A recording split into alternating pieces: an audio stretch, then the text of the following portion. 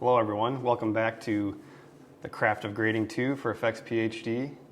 This is Class 3.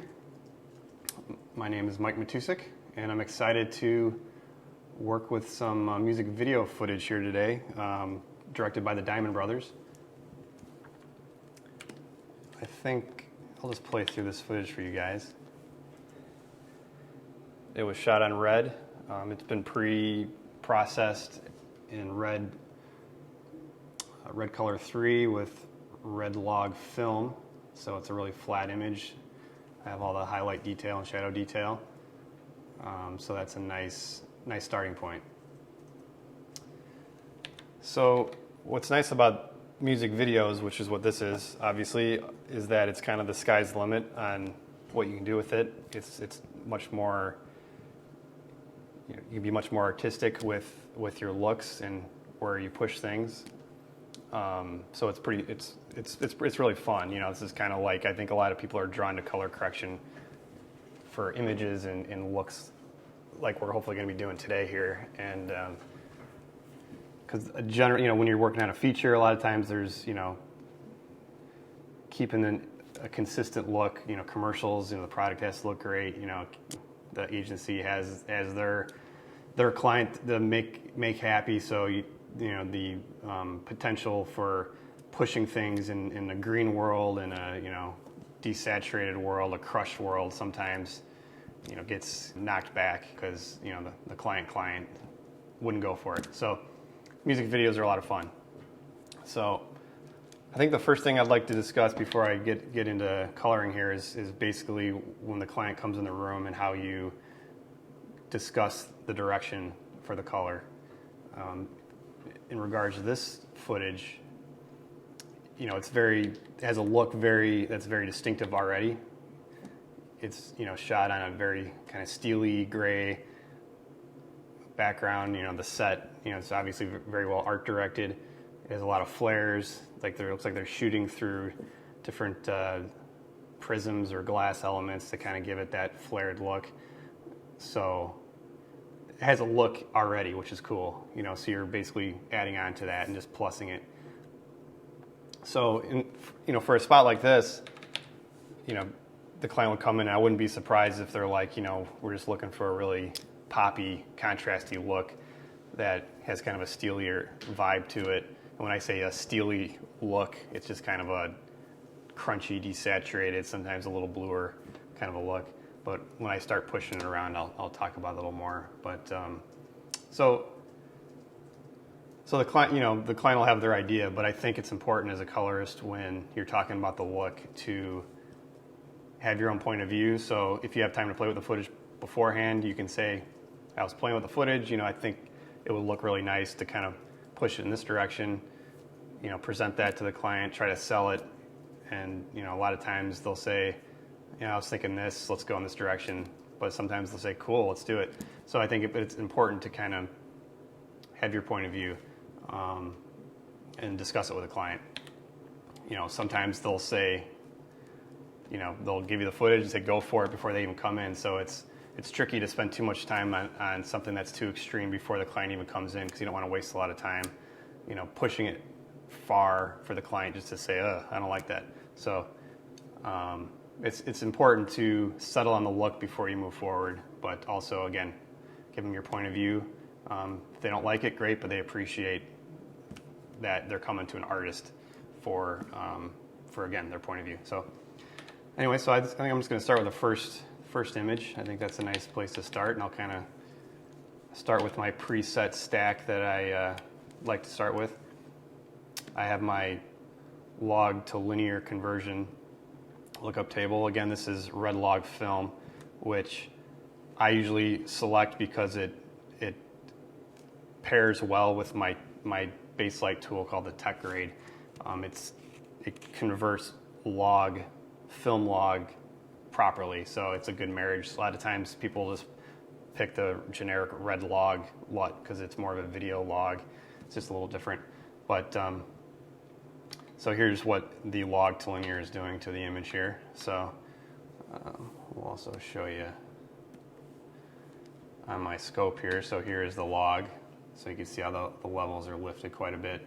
And then it's kind of just a gamma shift where the mids are dropped, but there's a little contrast going on too. But it's definitely, again, like I've said in the last class, you don't have to have your face buried in scopes, but when you want to see what's going on, it's great as a reference tool to look at the scopes. And I think somebody in the forums mentioned music video looks in particular and how they would love to improve on their looks with music videos and getting more of a pro look. And if there's a music video that you love, you think it looks great, you want to emulate it, bring it into your system, whatever you're coloring on, bring up your scopes, and it's a great way to analyze the image technically to see, okay, their blues are really lifted, they're crushing the blacks, they're really desaturated, they're really saturated in this color. It's just a great way to kind of zero in on what they're doing to get that look, and it's a really helpful tool. So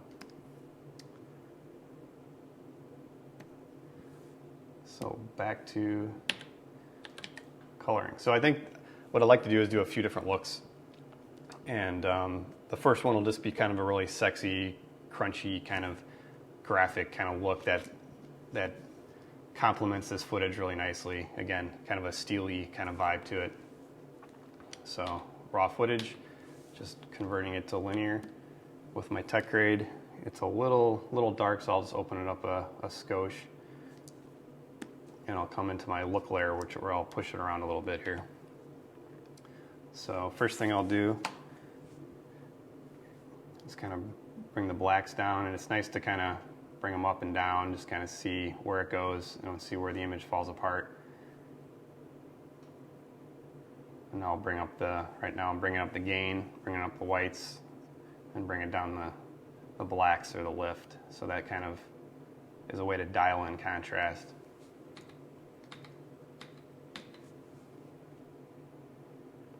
And so, I'm working with a panel with lift, gamma, gain, track balls, and rings, so it's very easy for me to go from the gain to the lift to the midtones and kind of work those back and forth. So if you're using a stylus or a mouse, it's a little trickier. So it's just a matter of just getting comfortable with your tool and efficient with it. So while I'm talking about lift, gamma, gain, and myself working with a panel, it might be a nice time to just discuss in general white point versus black point versus midtones. So in an image like this, it's very well balanced. The blacks are pretty black. There's really no true white in this image. Pure white, although these candles back here spike up a little bit, but you don't want those to be white because it's a warm candle. But if I reset my lift, gamma, gain, that's kind of the original once it's converted to linear. So, if I bring my blacks down to 0, it's about there. They're pretty well balanced. And then if I bring my whites up, you can see as I start bringing the whites up to 100, the image starts to fall apart. It's not meant, the whites aren't meant to be up that high. You want to kind of keep true to the image. Maybe this little highlight back here, if you see it on the scope here on this luminance section, it spikes up pretty high, but even so, when you're pushing the whites, you're bringing up the noise of the image, and it's just not meant to be that bright tonally. If I bring the mids back down, you can push the whites up, bring the whites up, the mids back down, and that's a way to stretch the image if you wanted to go really contrasty, but that might be washing out your midtones a little bit too much if you bring up the whites. But if there was an image that had like a bright white and a true black, that's where you can get technical with balancing the whites and the blacks and then playing with your gamma midtones. But an image like this, you may not want to push the whites to white because it's not meant to be that way tonally. So back to the raw, I'll just dial in a little contrast. Again, I'm bringing the blacks down, the whites up a little bit, but not too far.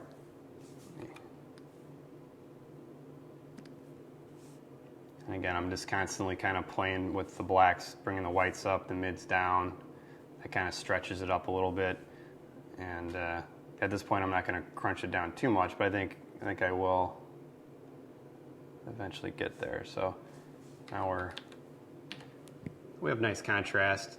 You know, it's a very dynamic scene, which means it's got plenty of mid-tone.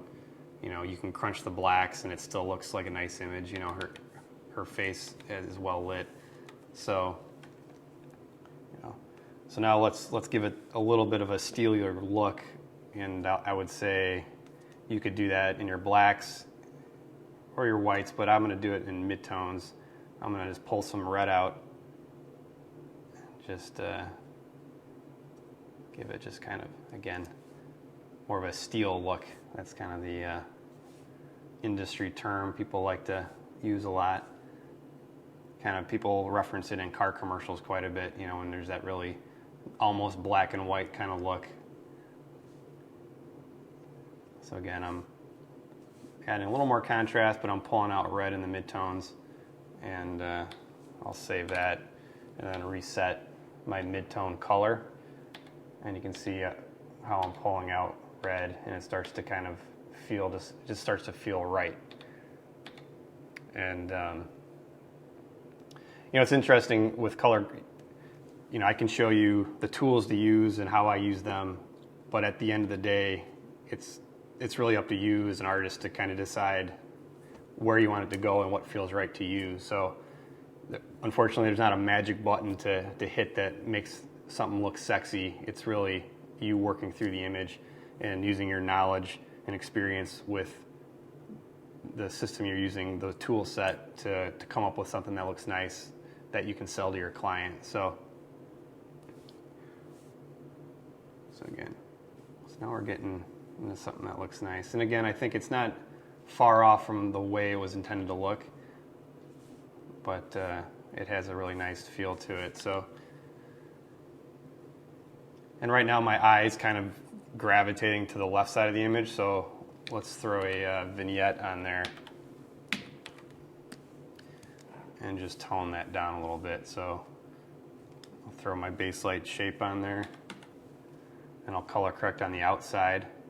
And sometimes it comes into question, okay, now that I'm darkening the outside of that vignette, do I use the whites, the mids, or the blacks to darken that? And again, that's very scene and shot dependent.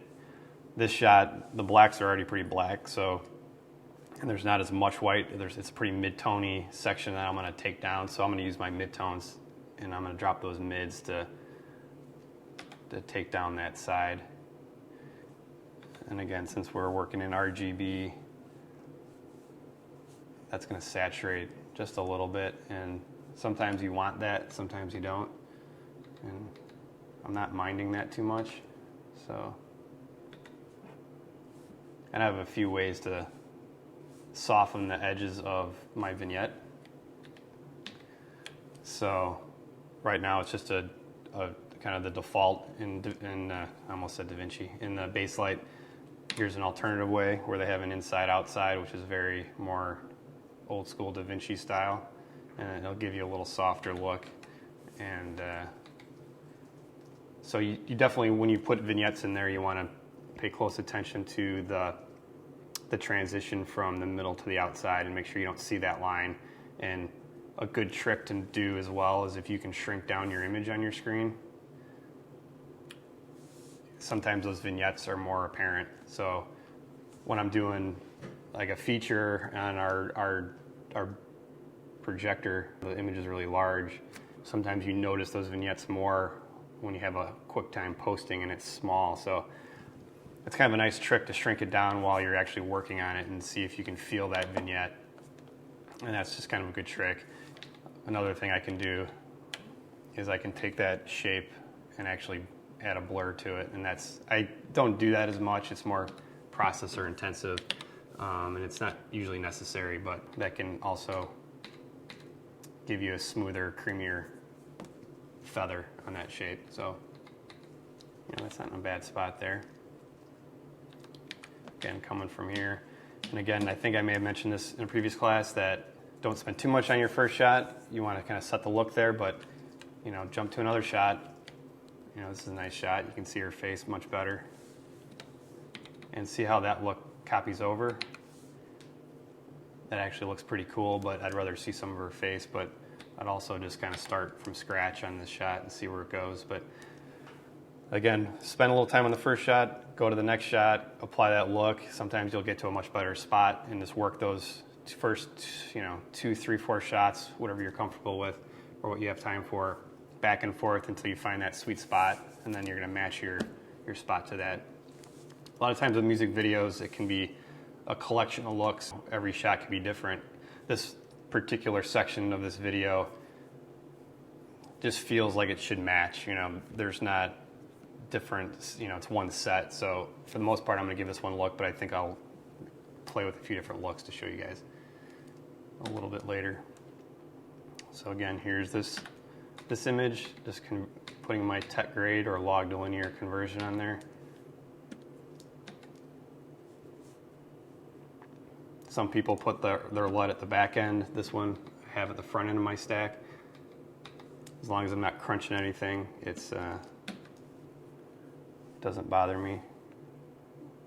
I still feel like I can get plenty out of this image. So I'm pushing the whites, bringing the blacks down.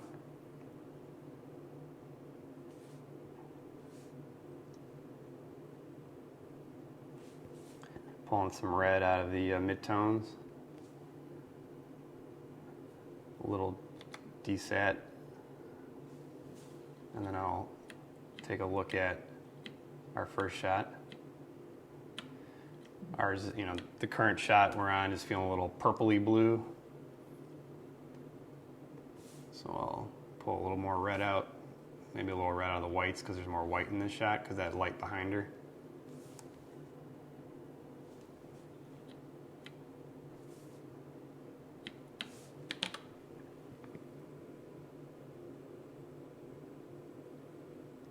It's looking nice. This is a nice opportunity, again, to put a little vignette on there. Maybe I'll actually copy the shape from the previous shot and see what that does. Let's move it over.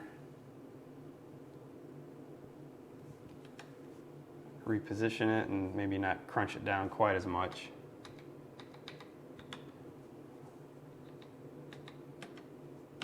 And this one, I'd like to see a little bit more out of the center, out of her face, so I'll actually push a little gain in the middle of that vignette, kind of work the inside versus the outside.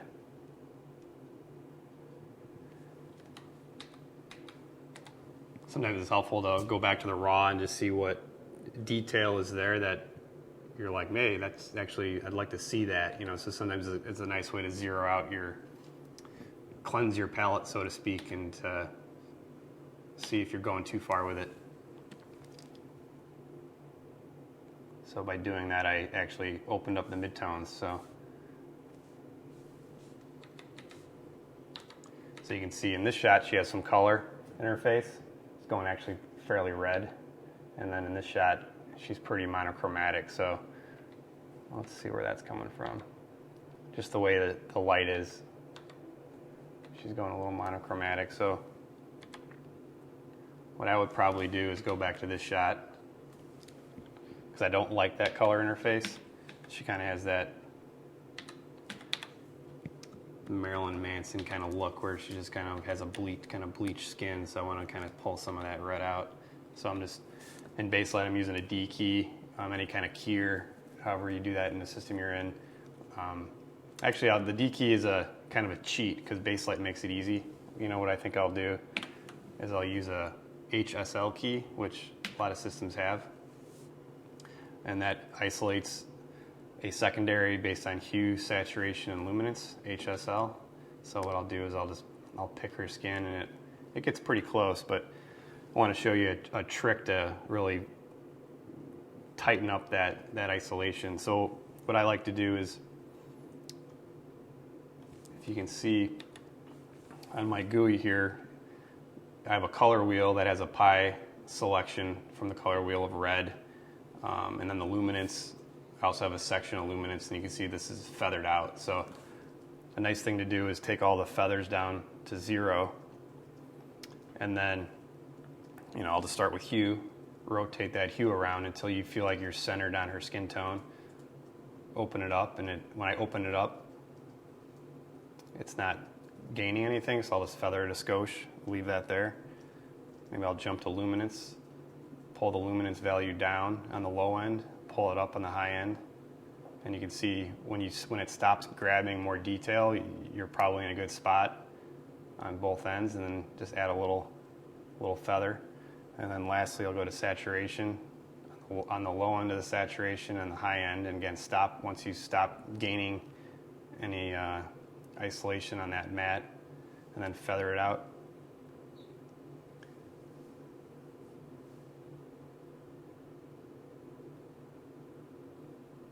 And so that's a nice soft, I'll put a little blur on the matte, and then I'll garbage it with a shape. So now it's just kind of on her face there. I guess there's some skin tone. I don't know if she has a shirt under there, but I think I'll just, I guess I'll grab her chest there as well. Why not? And let's see how that rotates around.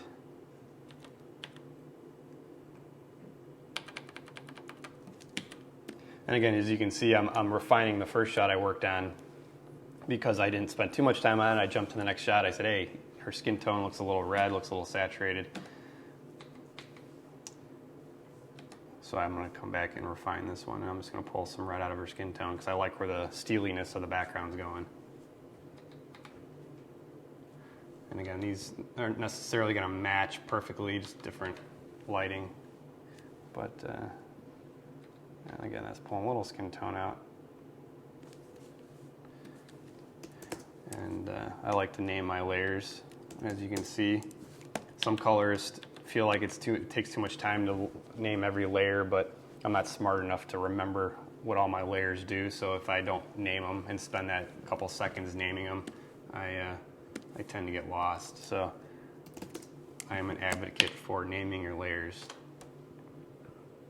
So somebody in the forum mentioned redistributing contrast. This might be a scenario where we would put a little more contrast in her face, and I kind of did that with this vignette inside outside, but maybe I'll add another shape that specifically adds a little more contrast to her face.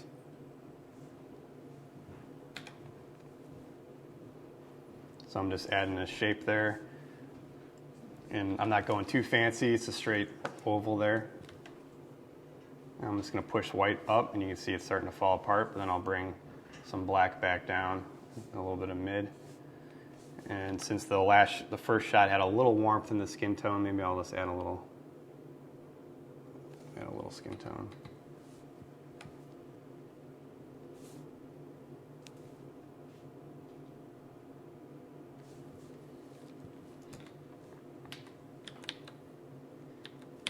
And I'm not gonna lie, some colorists, most colorists, because it's not an exact science when you're adding shapes and coloring with feathered shapes, and you're not, like here, I'm not keying anything, I'm just generally throwing in a shape on her face and doing a kind of a quick dirty track on her.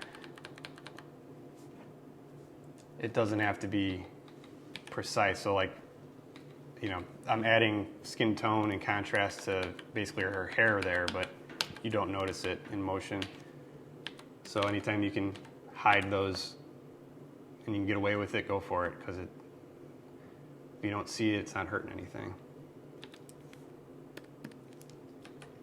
But you didn't hear that from me, of course.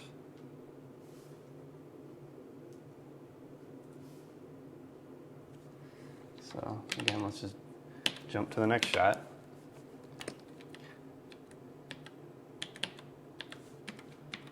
And it's all, once you have a few shots under your belt, I recommend just copying and pasting and see where it goes. Maybe it gets you into a good spot, especially if you're supervised with clients. It's not a bad way to, if it works, it works. Tweak it, move on to the next shot. This one just feels a little washy. I think I'm going to start from scratch on this one. And again, I'm still refining this look, so maybe this one will end up in a better spot than the previous two shots.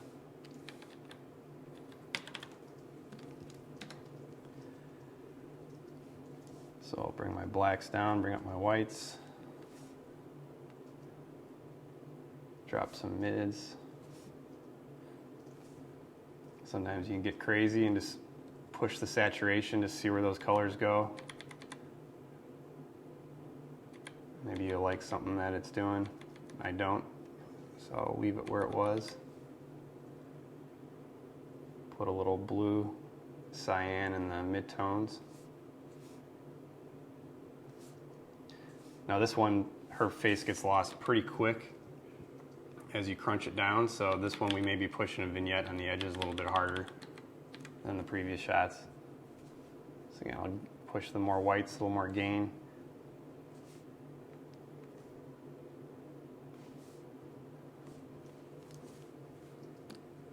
Again, I could copy and paste the previous vignette, but let's just start from scratch for the fun of it.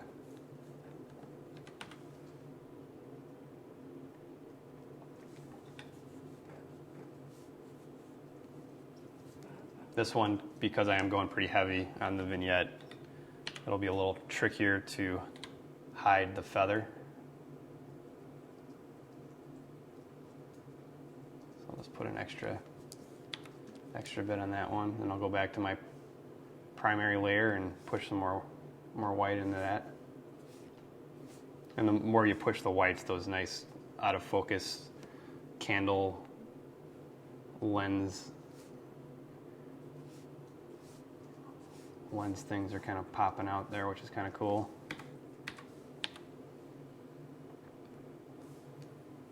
And you can see here the camera moves around, so it might be a good idea to track that vignette on her.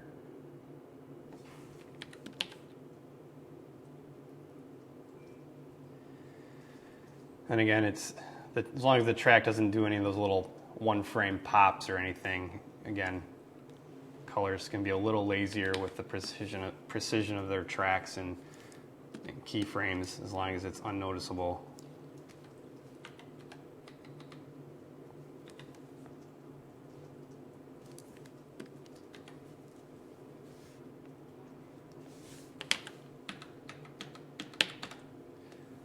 So I'll just kind of review it from the top. Again, this shot doesn't match very well to everything else, but I feel like the whites aren't quite there yet, so I'll just push it a little further. So again, the way I'm working through this is I'm kind of going through it and feeling like I'm giving this kind of a steelier look, crunching the blacks a little bit, pushing the whites, kind of trying to keep some detail in her face, but giving it that kind of look that is more how it was shot. And again, that's subjective as well. So somebody had a question in the forums about the obvious look versus pushing it further, and I think this is a great opportunity to say, okay, this is kind of the obvious look. It looks nice, looks sexy, it complements the footage well. Again, this shot needs a little bit of more work, but so I think what I want to do is just take this from a different approach and just give it a different look. There's a music video, the sky's the limit, we can do what we want with it. So prior to this class, I played with this footage and I just gave it a completely different look than this that I'll just play for you guys. And it's a little bit more, it's definitely more pushed, it's different from how it was shot. It's got greens and blues and the blacks, and it just has a different vibe to it, which I think is pretty cool. And so what I'd like to do in the next class is work through how I got to this and also do a potential variation on this look and more of a cross-processing look, which I'll talk about in the next class. Thanks for watching, and I'll see you guys in the forums and in class 4. Thank you.